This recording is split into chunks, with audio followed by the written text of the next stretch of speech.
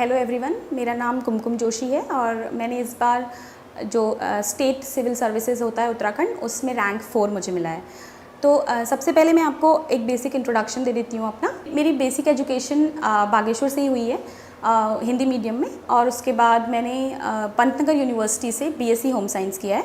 उसके बाद मैंने Tata institute of social sciences से एमएसडब्ल्यू किया है इन मेंटल हेल्थ, एंड 1 साल मैंने एनजीओ सेक्टर में काम किया है। तो अब मैं आपको अपनी तैयारी का पैटर्न बता देती हूँ। मैंने 2016 से तैयारी करना शुरू किया था और राज्य सिविल सेवा में ये मेरा पहला ही प्रयास है।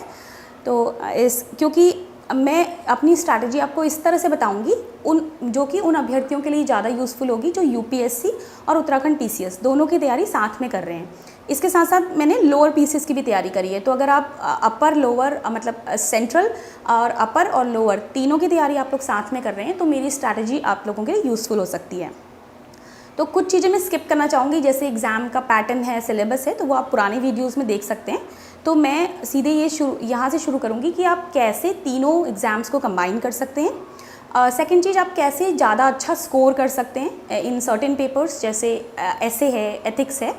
एंड थर्ड चीज़, अगर आप आर्ट्स स्टूडेंट हैं, यानी आप अगर नॉन साइंस स्टूडेंट हैं या नॉन मैथमेटिकल स्टूडेंट हैं, तो आप कैसे जो अपर पीसीएस का पेपर 6 और 7 है, साइंस एंड मैथ्स है, उसको आप कैसे स्कोरिंग बनाएं, क्योंकि मैं भी आर्ट्स स्टूडेंट हूँ और मैंने वो पेपर के लिए अपनी एक स्ट्रैटेजी बनाई थी। तो पहले तो ये स्टार्ट करते हैं कि हम तीनों एग्ज़ाम को कैसे कंबाइन करें, क्योंकि यूपीएससी जैसे आपको पता है कि उसका बहुत ज़्यादा सिलेबस होता है और सेम चीज़ स्टेट पीसीएस के साथ भी है, लेकिन काफ़ी कुछ ओवरलैप करता है तीनों एग्ज़ाम्स में। तो सबसे पहले आप एक काम कर सकते हैं कि उन सब्जेक्ट्स की पढ़ाई करना शुरू करिए जिनका जैसे हिस्ट्री है, पॉलिटी है, एनवायरनमेंट है, इकोनॉमिक्स है, करंट अफेयर्स है, जो कि ओवरलैपिंग सब्जेक्ट्स हैं। उसके बाद एग्ज़ाम स्पेसिफिक्स अगर मैं बताऊं आपको, तो अपर पीसीएस के लिए आपको कुछ सब्जेक्ट स्पेशली पढ़ने पड़ेंगे। जैसे हिंदी है, जो कि 300 मार्क्स का पेपर होता है और ये बहुत ही ज़्यादा क्रूशियल पेपर होता है आपकी रैंक के लिए। तो उस पर हिंदी से मेरा मतलब लैंग्वेज है, ज़रूरी नहीं कि आप हिंदी माध्यम में ही उस पेपर को लिखें, लेकिन आपकी लैंग्वेज के ऊपर पकड़ अच्छी होनी चाहिए।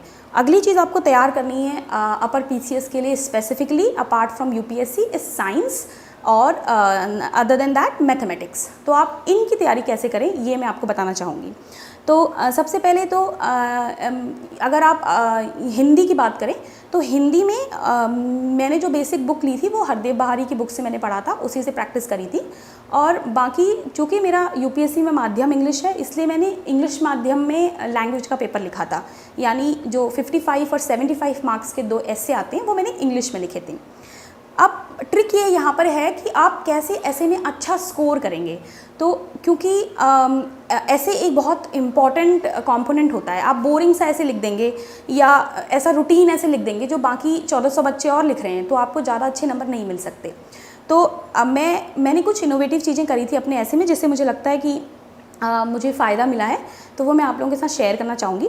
तो देखिए, एसए का पेपर चूँकि उसमें बहुत वाइड वैरायटी आपके पास चॉइस हैं, तो उन चॉइस का यूज़ करिए। फॉर एग्जांपल, मैं कुमाऊँ से हूँ, एक कुमाऊनी हूँ, तो और मैं बचपन से वहीं रही हूँ, तो मैं कई फेस्टिवल्स जानती हूँ, कई फोक टेल्स जानती हूँ और कई क्यूजीन्स, कई कल्चरल थिंग्स जानती हूँ। जैसे फॉर एग्जांपल, मैंने अपने पूरे ऐसे में जगह जगह पर हरेला, फूलदेई या और जो ऐपण, जो सांस्कृतिक चीज़ें हैं उनका उल्लेख किया था, क्योंकि मैंने पहला ऐसे जो है उत्तराखंड की लोक संस्कृति के ऊपर ही लिखा था। उसको आप कंबाइन करिए गढ़वाल की लोक संस्कृति से, तो आपको वहाँ पर प्रूफ करना है कि आप कितना ज़्यादा अपने स्टेट के कल्चर के बारे में जानते हैं। तो ये मुझे लगता है एक स्ट्रैटेजिक पॉइंट होता है। और ये आपकी, अगर आपको कोई कल्चरल सॉन्ग पूरा याद है, जैसे अगर आपको कोई शकुन आखर याद है, तो उसको लिख दीजिए पूरा, तो ये आपके ऐसे को बहुत ज़्यादा अलग बनाएगा, है ना। या ऐपन का अगर आप दिखा सकते हैं, ज्योमेट्रिकली ड्रॉ करके दिखा दीजिए अगर आपको आता है, तो ये चीज़ें आपके ऐसे को बहुत ज़्यादा यूनिक बनाएंगी। अब अगली बात आती है हिंदी के पेपर में और क्या करें। तो क्योंकि लैंग्वेज का पेपर है, उसमें अराउंड 100 नंबर की व्याकरण आती है, तो उसको आपको कंठस्थ करना है व्याकरण। तो उसमें देखिए संधि समास ये आते हैं, तो वो सब चीज़ें आपको हरदेव बहारी से पढ़नी पड़ेंगी। अगर आप हिंदी माध्यम के हैं तो आप एक एडवांटेज पे हैं, तो क्योंकि मैं तो 12वीं तक हिंदी माध्यम हूँ, तो मुझे बहुत ज़्यादा उनमें तैयारी करने की कम आवश्यकता पड़ी थी। लेकिन अगर आप अंग्रेजी माध्यम से हैं तो आप उस पर फोकस करिए, क्योंकि वो स्कोरिंग है, 2 मार्क्स का आता है और आपको, अगर आपने ठीक कर दिया, आपको 2 मार्क्स मिल जाएगा। तो प्लीज़ उस पर फोकस करिए। उसके बाद बात आती है, उसमें एक आता है पत्र लेखन, और कुछ कुछ टॉपिक्स उसमें ऐसे हैं जो हूबहू सिलेबस से उठा के दिए जाते हैं, जैसे हिंदी का कंप्यूटरीकरण है या हिंदी राजभाषा नियमावली है। इनको ज़रूर तैयार करके ले जाइए क्योंकि ये 10-10 नंबर में हमेशा आएंगे।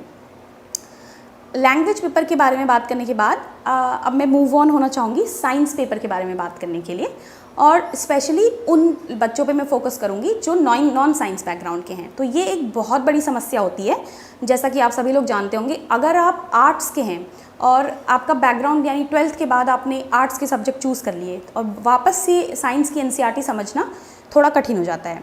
तो सबसे इम्पॉर्टेंट ये है, आप ये करिए कि फोकस करिए 9वीं 10वीं 11वीं और 12वीं की NCERTs पर, क्योंकि उससे बाहर का क्वेश्चन नहीं आता है। और अगर आपके पास ये है कि अगर आपने बाकी पेपर अच्छे से तैयार कर लिए हैं तो फिर आपको बहुत ज़्यादा फ़र्क नहीं पड़ेगा कि आप साइंस के पेपर पे थोड़ा ज़्यादा ध्यान दीजिए। तो क्योंकि आपको एटलीस्ट 90 to 100 और 110 मार्क्स हर एक पेपर में स्कोर करना बहुत ज़रूरी है। तो अगर आपका बायोलॉजी पार्ट स्ट्रॉन्ग है तो बायोलॉजी तैयार कीजिए, फिजिक्स स्ट्रॉन्ग है तो फिजिक्स तैयार कीजिए, पर स्किप मत कीजिए। अपनी स्ट्रेंथ फाइंड आउट करिए और उसके बाद NCERT की उन्हीं किताबों पे फोकस करिए।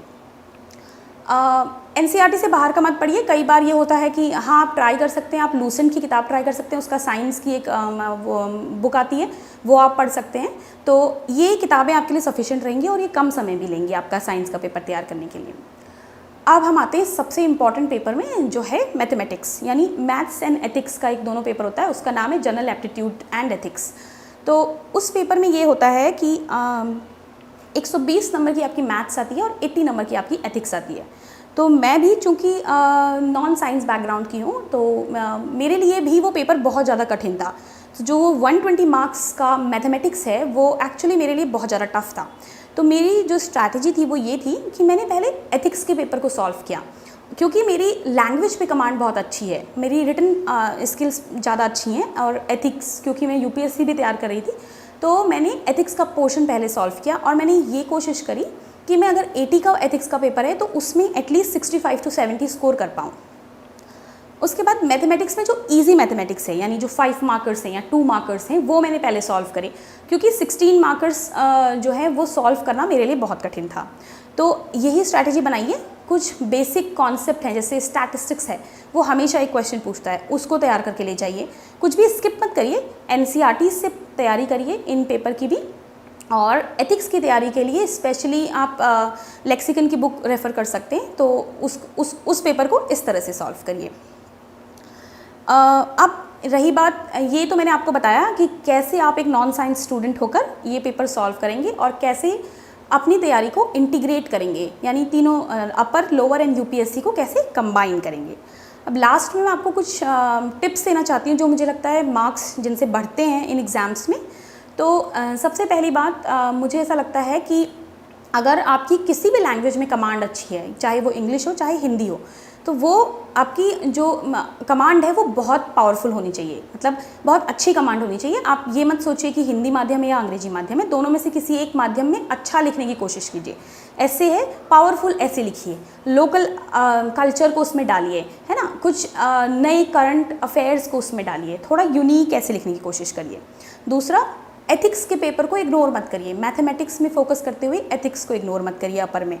और तीसरा ये है कि जो बीच के पेपर्स हैं, ज्योग्राफी, पॉलिटी, इकनॉमी, साइंस, उन पेपर्स के लिए वही बेसिक जो बुक्स होती हैं हमारी, जैसे आप लोग पढ़ते होंगे, लक्ष्मीकांत है, स्पेक्ट्रम है और NCERTs हैं, उन बुक्स का रिवीजन बहुत ज़रूरी है।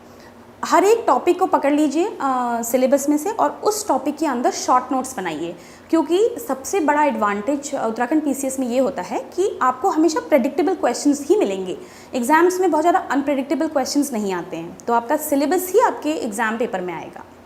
तो इस तरह से आप तैयारी कर सकते हैं अपने अपर PCS की, और उसको कंबाइन कर सकते हैं आप जो है UPSC के साथ। तो इसी के साथ मैं आप सभी लोगों को बेस्ट विशेस देती हूँ आने वाले अपर PCS एग्ज़ाम्स के लिए। और अगर कोई भी क्वेरी हो या कोई आपको जानकारी लेनी हो या ऐसे राइटिंग में कोई हेल्प चाहिए हो तो आप लोग मुझे कॉन्टैक्ट कर सकते हैं। Thank you so much.